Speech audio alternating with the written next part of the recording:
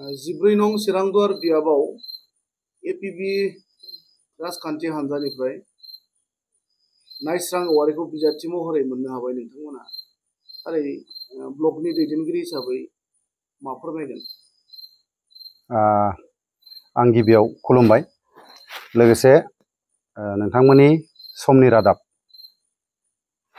नोंथांमोनखौ बे समाव मोनाबिलि समावहाय खस्थ' खालामनानै जोंनियाव बे रादाबखौ सोंनो फैनायखाय आं नोंथांमोनखौ गिबि सिनथाराव हामबाय होबाय।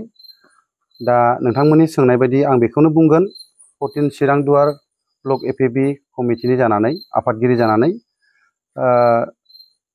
जोङो 14 चिरांदुवार ब्लक हिसाबै जोंनि गेजेराव जाय अनजालि बायद'आ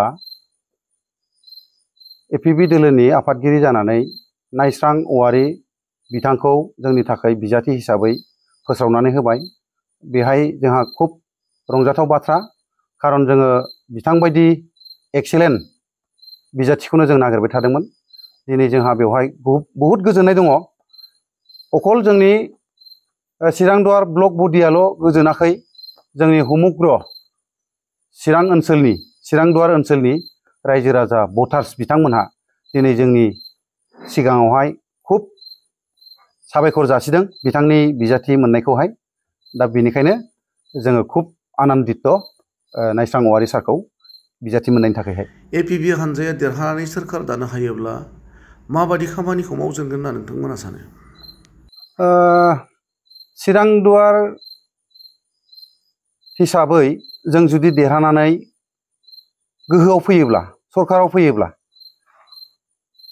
ओरैनो बयबो नुखादों आरो मिथिखादों, फ्राय बिपिएफआ इन्टारियामखौ लानानै 17 बोसोर सासन खालामलांबाय।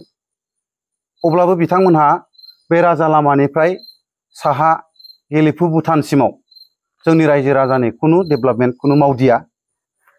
जेरैहाय जोंनि ओनसोलाव हादानाव संसार जानाय फिसा फिसा इसिं इला गामियाव संसार जानाय बिथांमोननि दुखिया रायजो राजाफोरनि भटजोंनो बिथांमोनहा देरहानानै बेबायदिनो 17 बोसोर सासन खालामनो मोन्दोंमोन। नाथाय रायजो राजानि दुखु खस्थ'खौ खुनु बिथांमोनहा निदान खैफोदावबो दसे समबो गोजोननाय होदिया। आरो बेबायदिनो बिपिएफआ सरकारनिफ्राय बायखांनायनि उनाव इउपिपिएल सरकारा फैलायबाय 5 बोसोर, बिथांमोनहाबो सासन खालामखांबाय। नाथाय प्रमद बर' बिथाङा बुंदोंमोन एबारनि इउपिपिएल सरकारा साहानिफ्रायसो खोलाहा मावख्लायगोन। नाथाय दिनै जों अनुस्थान प्रतिष्ठानखौनो नुवाखै। जोंहा बेनिखायनो 14 चिरांदुवार ब्लक एपिबि हिसाबै बेखौ जोङो सिन्थाधारा खालामदों जे जोंनि उत्तर ओनसोलाव गोग्लैसोनानै थानाय गामिफ्राव जोंहा गोबां मावनांगौ दङ। दिनै लामा दालां जाजोब्बाय होननानै बिटिसिनि गेदेमा बिथांमोनहा बुंबाय थादों। नाथाय नोंथांमोनहा मिडिया पार्सन हिसाबै थांनानै नायनो हागोन बेसेबां उत्तर ओनसोलाव लामा दालां जादों, बेसेबां रायजो राजानि थाखाय सेटिसफाइड जादों। दा बेनिखायनो जोङो सरकार खुंथाय गोहोआव जुदि फैयोब्ला जोङो गोलैसोनानै थानाय गामिफोरखौनो जोङो नायग्रोगोन। जोंनि बियो एकदम एपिबि हिसाबै जोंनि लानाय प्रतिश्रुति।